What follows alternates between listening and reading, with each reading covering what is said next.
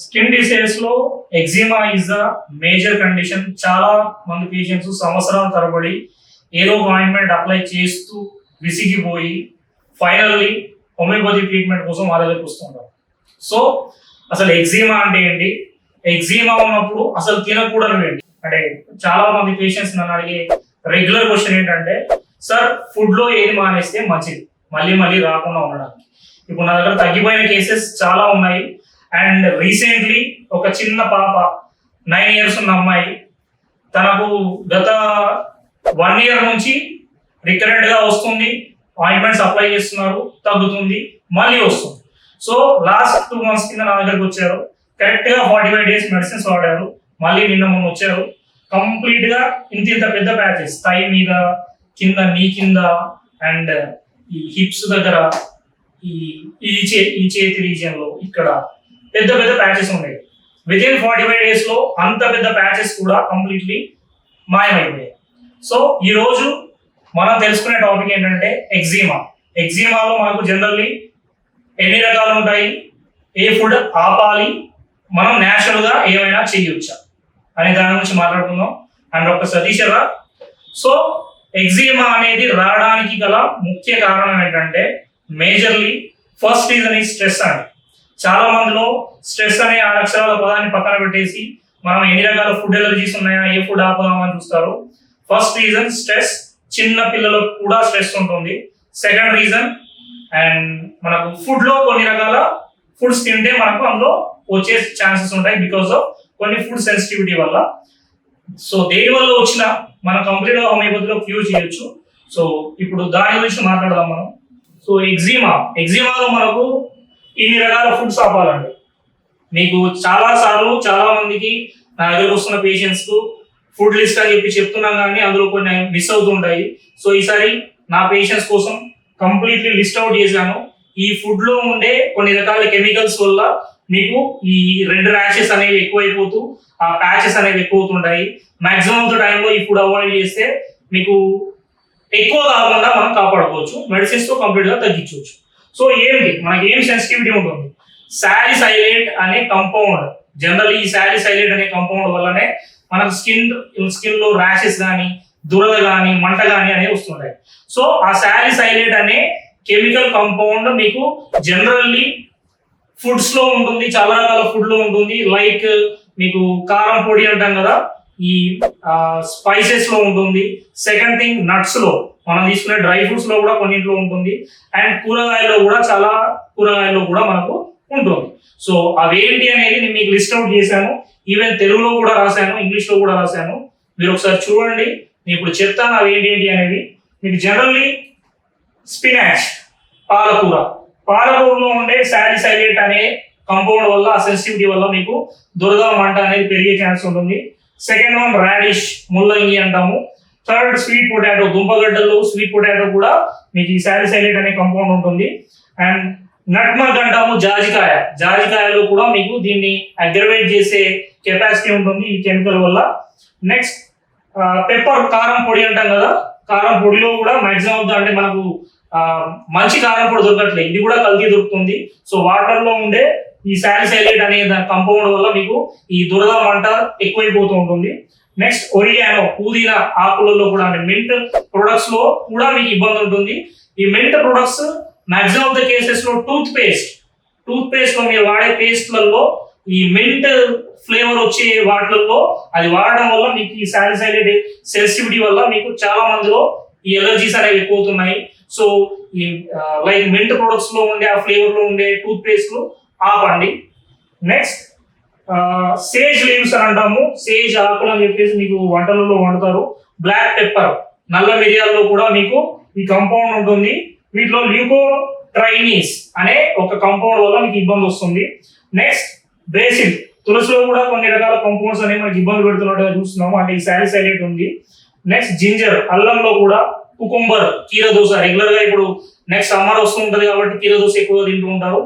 ఈ ఎవరైతే ఈ ఎగ్జిమా ఉన్న వాళ్ళు మీరు ఈ కీరదోసకాయలు ఎక్కువ తీసుకున్నారు అనుకోండి చలవ అని, మీకు ఈ కంపౌండ్ వల్ల మీకు దురద, మంట ఎక్కువ అయ్యే ఛాన్స్ ఉంటుంది. సో కొద్ది వరకు అవాయిడ్ చేయండి. నెక్స్ట్ పీనట్స్, మీకు పల్లి గింజలు వాటిలో కూడా ఉంటుంది. ఇంకా మీకు గింజ ధాన్యాలు అంటే నట్స్ లో చూసుకుంటే పిస్తా, ఆల్మండ్స్, బాదం అండ్ మేజర్లీ ఇవి కాకుండా జింజర్ అల్లంలో కూడా ఉంటుంది. మీరు రెగ్యులర్ గా కాఫీ ఎక్కువగా తీసుకుంటున్నారు అనుకోండి, దాంట్లో కూడా టీ కాఫీలో కూడా మీకు ఈ సాలిసైలేట్ ఎక్కువ ఉంటుంది. అండ్ వైన్ ఎక్కువగా డ్రింకింగ్ చేసే వాళ్ళు, వైన్ తీసుకునే వాళ్ళలో, నెక్స్ట్ బీర్ ఎక్కువగా తీసుకునే వాళ్ళు కూడా మీకు ఇబ్బంది వచ్చే ఛాన్స్ ఉంటుంది.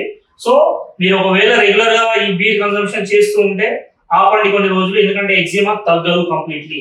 అండ్ సినమన్, దాల్చిన చెక్క కూడా మీకు అందులో కూడా ఈ సాలిసైలేట్ అనే ఫ్లేవర్ ఉంటుంది, ఈ కెమికల్ ఉంటుంది. సో దీని వల్ల ఈ ఫుడ్ లో ఉన్న ప్రతి ఒక్క కాంపౌండ్ వల్ల, మీకు ఈ కాంపౌండ్ ఉండడం వల్ల ఇవి తీసుకున్న ప్రతి ఒక్కరికి ఎగ్జిమా అనేది కంప్లీట్లీ పెరిగిపోతూ మీ బాడీ అంతా స్ప్రెడ్ అవుతూ వస్తుంటుంది. సో మనకు జనరల్ ఎగ్జిమాలో 7 టైప్స్ ఉంటాయి. మాక్సిమం ఆఫ్ ద కేసెస్ లో మనకు 3 టైప్స్ రెగ్యులర్ గా కనబడుతుంటాయి. సెబరిక్ డెర్మటైటిస్ అంటాము, కాంటాక్ట్ డెర్మటైటిస్ అంటాము, అటోపిక్ డెర్మటైటిస్ అంటాము. చూడడానికి అన్నిటినీ ఎగ్జిమా అనే పిలుస్తాము, కానీ దాంట్లో టైప్స్ ఉంటాయి. So maximum of the cases లో ఈ 3 టైప్స్ లో వస్తుంటారు చాలా మంది పేషెంట్స్. ఇవి సంవత్సరాల తరబడి మీరు ఎన్ని ఆయింట్మెంట్స్ వాడినా తగ్గకుండా వస్తుంటారు. బికాస్ అండర్లైన్ కాజ్ ఫుడ్ ఒకటైతే, సెకండ్ స్ట్రెస్. అండ్ సరే, ఇప్పుడు మనము ఎందుకు వస్తుంది, దేని వల్ల వస్తుంది అనేది చూసాము. సో సాలిసైలేట్ సెన్సిటివిటీ అనేది ఎందుకు వస్తుంది అంటే, ఈ సాలిసైలేట్ ఈ ఫుడ్ అంతా తీసుకోవడం వల్ల మీకు ఏమవుతుందంటే ల్యూకోట్రైన్స్ అంటే ఈ కాంపౌండ్ ఏదైతే మీ బాడీలో ఎక్కువ ప్రొడక్షన్ అవుతా ఉంటుంది, ఇది ఎక్కువ అవడం వల్ల మీకు తీసుకుంటే మీ బాడీలో ఇన్ఫ్లామేషన్ పెరుగుతూ ఉంటుంది, అంటే ఆ స్కిన్ ఇన్ఫ్లామేషన్ అనేది ఎక్కువ అవుతూ ఉంటుంది. సో ఇది మీకు ఈ కాంపౌండ్ తీసుకోవడం వల్ల నాట్ ఓన్లీ స్కిన్ ర్యాషెస్ ఒకటే పెరగడం కాదండి, ఈ సెన్సిటివిటీ వల్ల కొన్ని కేసెస్ లో అస్తమా కండిషన్స్ లో కూడా మీకు ట్రిగ్గర్ అవుతుంటుంది. And allergic rhinitis, rheumatoid arthritis and interstitial lungs అంటాం, అంటే లంగ్ రిలేటెడ్ ఇష్యూస్ అనేవి కూడా మీకు ఈ కాంపౌండ్ వల్ల ఎక్కువ అవుతుంటుంది. బికాస్ ఆఫ్ ఈ ల్యూకోట్రైన్స్ అనే ఇన్ఫ్లామేటరీ కెమికల్ అనేది సాలిసైలేట్ లో ఎక్కువగా ఉండడం వల్ల. అండ్ కొంతమందిలో కొన్ని రకాల డ్రగ్స్ లైక్ ఆస్పిరిన్ లో కూడా మీకు ఈ సాలిసైలేట్ కాంపౌండ్ ఎక్కువ ఉంటుంది. సో ఆస్పిరిన్ కూడా కొంతమందికి సెన్సిటివిటీ ఉంటుంది. సో దాని వల్ల కూడా ఎక్కువ యూజ్ చేస్తుంటే మీకు ఈ ఎలర్జిక్ రియాక్షన్స్ అనేవి, ఎగ్జిమా కండిషన్స్ అనేవి ఇంకా ఎక్కువ అయ్యే ఛాన్సెస్ ఉంటాయి. సో రెగ్యులర్ గా తీసుకోకండి ఆస్పిరిన్ లాంటివి. మీ డాక్టర్ అబ్జర్వేషన్ లో మాత్రమే ఎంత డోసేజ్ ఇస్తే అంతే డోసేజ్ వాడండి, చెప్పిన రోజులు వాడండి, ఎక్కువ రోజులు వాడకండి. సో ఇలా అన్ని వాడిన తర్వాత కూడా తగ్గని వాళ్ళే హోమియోపతికి వస్తుంటారు సంవత్సరాల తరబడి తిరిగి. మా దగ్గర కంప్లీట్లీ ఎగ్జిమా అనేది కంప్లీట్లీ విత్ ఇన్ మీకు ఎక్స్పాండ్ అయిన ఏరియాని బట్టి 2-3 months లో తగ్గిన వాళ్ళు ఉన్నారు, ఈవెన్ 8-9 months లో తగ్గిన వాళ్ళు ఉన్నారు, కంప్లీట్ బాడీ మొత్తం ఉన్న వాళ్ళు 1 year కూడా పట్టిన కేసెస్ కూడా ఉన్నాయి. That is based on your intensity, అది ఎన్ని సంవత్సరాల నుంచి ఎంత ఉంది. సో నేచురల్ గా మనకి దీని ట్రీట్మెంట్ ఏంటి? సో నేచురల్ ట్రీట్మెంట్ ఏంటంటే కాడ్ లివర్ ఆయిల్ అని చెప్పేసి చెప్తాం. జనరల్ ఏ స్కిన్ రియాక్షన్స్ లో అయినా మీకు మాక్సిమం ఆఫ్ ద కేసెస్ లో omega-3 ఫ్యాటీ యాసిడ్స్ అనేవి చాలా మంచిది, అది మీ స్కిన్ కు ఎనర్జీగా ఇస్తుంది అండ్ స్మూత్నెస్ ఇస్తూ ఉంటుంది. సో ఈ మన omega-3 ఫ్యాటీ యాసిడ్స్ ఎక్కడ దొరుకుతాయి? జనరల్లీ ఫిష్ లో దొరుకుతుంటాయి. సో ఈ ఫిష్ కాకుండా, అంటే మీకు నేచురల్ గా ఫిష్ ఒకటే కాకుండా మీరు టాబ్లెట్ రూపంలో ఈ కాడ్ లివర్ ఆయిల్ అనేది కూడా తీసుకోవచ్చు. మీకు omega-3 ఫ్యాటీ యాసిడ్స్ మాత్రమే ఉంటాయి ఫిష్ తింటే. మీకు కాడ్ లివర్ ఆయిల్ లో ఏమవుతుందంటే vitamin A, vitamin D and omega-3 fatty acids with DHA, EPA compounds అనేవి ఎక్కువగా ఉంటాయి. అందులో ఈ DHA, EPA కాంపౌండ్స్ ఏం చేస్తాయంటే మీకు స్కిన్ లో మీకు సెల్స్ అనేవి రీజనరేట్ చేస్తూ మళ్ళీ ఆ డెడ్ టిష్యూ ఏదైతే మీకు అంటే ఈ ఎగ్జిమా కానీ, సోరియాసిస్ కానీ ఇట్లాంటి కండిషన్స్ లో వస్తున్న ఏదైతే ఎలర్జిక్ రియాక్షన్స్ ఉన్నాయో వాటిని తగ్గిస్తూ ఉంటాయి ఈ DHA, EPA కాంపౌండ్. సో మనకు ఈ కాడ్ లివర్ ఆయిల్ అనేవి మీకు టాబ్లెట్స్ రూపంలో దొరుకుతాయి. ఈ దీంట్లో ముఖ్యంగా మనం వైటమిన్ ఏ ఏం చేస్తుందంటే స్కిన్ యొక్క హెల్తీనెస్ కోసం వైటమిన్ ఏ అనేది అవసరము. ఇంకా విటమిన్ డి గురించి మీకు చెప్పాల్సిన అవసరం లేదు. విటమిన్ డి తగ్గితే ఆటోమేటికల్లీ నాట్ ఓన్లీ ఎగ్జిమా, మీకు సోరియాసిస్ కావచ్చు, లేకపోతే నార్మల్ మీకు వచ్చే పస్ట్యూల్స్, పింపుల్స్ అని అంటాం కదా, పింపుల్స్ లో కూడా విటమిన్ డి తగ్గితే మీకు పింపుల్స్ ఎక్కువ అయ్యే ఛాన్సెస్ ఉంటాయి. అండ్ అర్టికేరియల్ ర్యాషెస్ అంటారు, చాలా మందిలో రెడ్ గా బాడీ మొత్తం ర్యాష్ వస్తూ ఉంటాయి, అర్టికేరియా అంటాం. అట్లాంటి అర్టికేరియా కండిషన్స్ కూడా మీకు విటమిన్ డి తగ్గితే వచ్చే ఛాన్స్ ఎక్కువగా ఉంటాయి.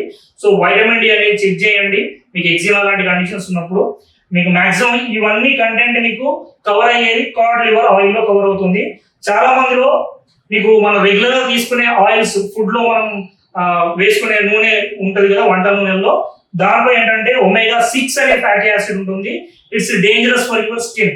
ఈ omega-6 అనే ఫ్యాటీ యాసిడ్స్ అనేది తగ్గించండి, omega-3 ఫ్యాటీ యాసిడ్స్ అనేవి పెంచండి తీసుకోవడంలో. అది ఎక్కడ మీకు ఈజీగా అవైలబుల్ ఉంటుందంటే కాడ్ లివర్ ఆయిల్. నెక్స్ట్ ఈ కోకోనట్ ఆయిల్ లో బటర్ లో కూడా ఉంటుంది, కానీ చాలా తక్కువ పర్సంటేజ్, అంటే 4-5% మాత్రమే మీకు ఈ కంపౌండ్స్ అన్ని ఉంటాయి. Codd liver oil is the best option naturally మీకు తగ్గించుకోవడం. ఈ ఫుడ్ అవాయిడ్ చేయండి, కాడ్ లివర్ ఆయిల్ తీసుకోండి, మీకు కొన్ని కేసెస్ లో ఇంప్రూవ్మెంట్ ఉంటుంది. అయినా తగ్గకపోతే హోమియోపతిలో 100% ఎగ్జిమా అనేది కంప్లీట్ గా తగ్గిపోతుంది. Thank you for watching.